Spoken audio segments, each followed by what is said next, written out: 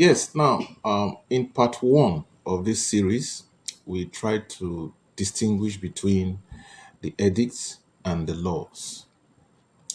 And the purpose of our doing so is to make us describe properly, make any discussant in this whole issue describe properly the instrument we're talking about.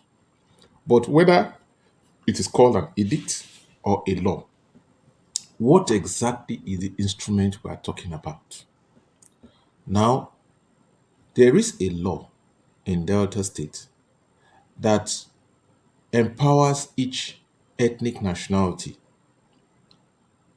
to draw up or photocopy or snap a shot of how the succession process under their custom and tradition is. In other words, as we all know that our customary laws are unwritten, that's the inalienable characteristic, one of the inalienable characteristics of our customary law. They are not written.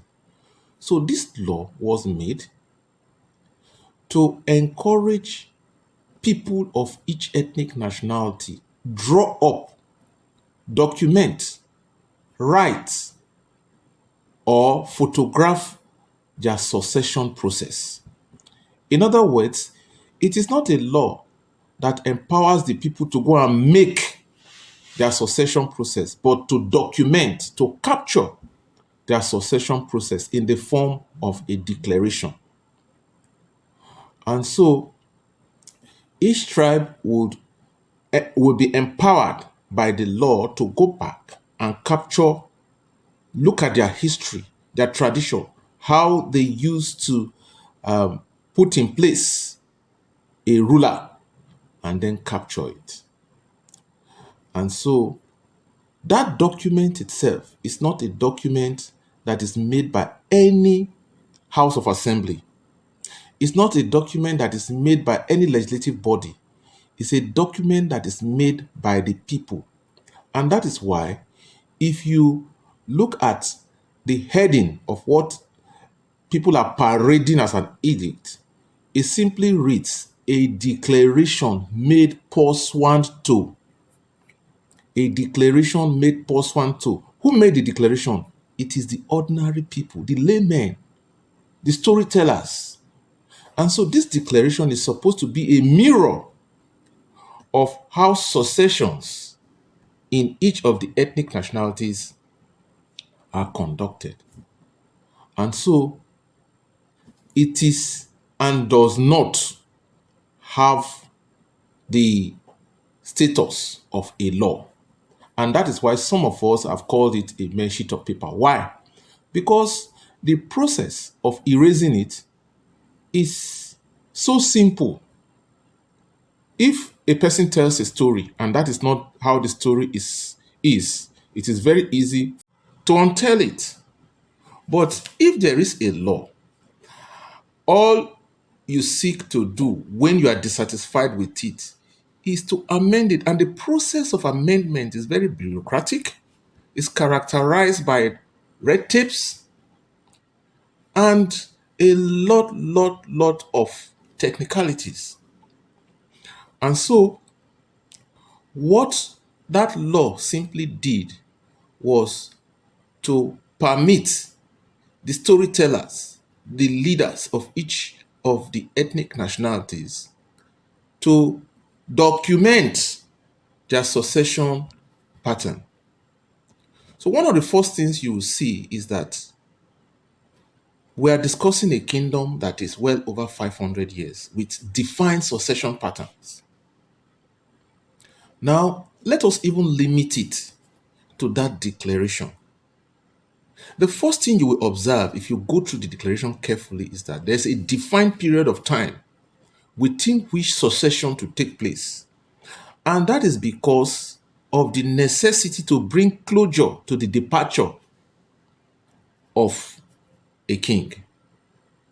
Now, that declaration itself, which is being paraded as an edict, does not confer the status of a kingmaker on the holder of the Olokushere title. That misconception is one of the origin of the problems that we have today. While the man who at that point in time perceived himself as bigger, larger than life, as the maker of the king, that document, which is a declaration, does not state so. There is absolutely nowhere in the document where such a power is conferred on a man. Now, if you say you are following the document which you erroneously call an edict, there is a span of time within which succession should take place. In truth, Mr. Ayiri was late, was out of time for well over 90 days.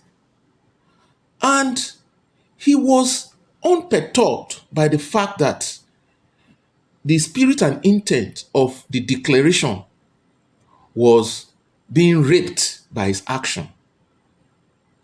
Secondly, one thing that a lot of us have not taken time to go through, read and understand is the question of the maternal lineage of a potential king in Warri Kingdom. The wordings in that declaration, people have not yet taken time to look at the wordings. Many people simply read into the wordings, Bini. Whereas what is stated clearly there is that the mother of a potential king must either be Ishekiri or of Edo origin. I repeat, of Edo origin, not Benin. Edo is larger than Benin. And by the way, even the Oba of Benin, the current Oba of Benin, has said that the Yorubas are of Edo origin. That clip is there available to be looked at. And so, if you now understand that the word in the declaration, so-called edict, which they are misnaming, is of Edo origin. I repeat, of Edo origin, which is a wider, a more comprehensive expression. And let us not forget that the Shekiri people are of Yoruba origin. And the Yoruba people, history has it, are of Edo origin. Some parts say that Edo is of Yoruba origin. Other parts say Yoruba is of Edo origin. Whether you say it is of Yoruba origin or Edo origin, one thing is clear, that these two have roots connected. And so when you go back to that declaration which you call edict, ask yourself, was there a period of time within which succession was supposed to be concluded? And the answer will be yes. Was that period completely exhausted? In fact, exhausted in excess? The answer is also yes. 3. Is there an ultimate authority in determining who becomes the king by that same declaration? The answer is yes, and it is the Ifa, what we call Ife. Now, no matter what you do, the final say in all this is the Ife. And once the Ife has spoken, the Ife has spoken. So, let us get some of these things very, very clear. There is no set of people trying to say, let us enforce edict. In fact, those who are saying, let us enforce it, that the challenge they have, the constraint they have, is they are maintaining that edicts should be enforced, they were the same people, as the declaration which they call edicts, they were the same people who obeyed the provisions of the declaration more in disobedience. I repeat, more in disobedience, and arrogated to themselves powers which were not conferred to them. Look at, we're talking about a history of over 500 years. There was a time when there was no Ologbosere title holder. Did Warri Kingdom cease to have a king? The answer is no. I will leave these other things to more structured platforms or avenues for discussion. But basically, so much of falsity, the space has been saturated with falsity, and it is painful that it will be taught by people within and without that the only people who have something to say are those on the wrong side. You and I were eyewitnesses to all that transpired. And if anything I have said now is not correct, please feel free to drop a note. Thank you.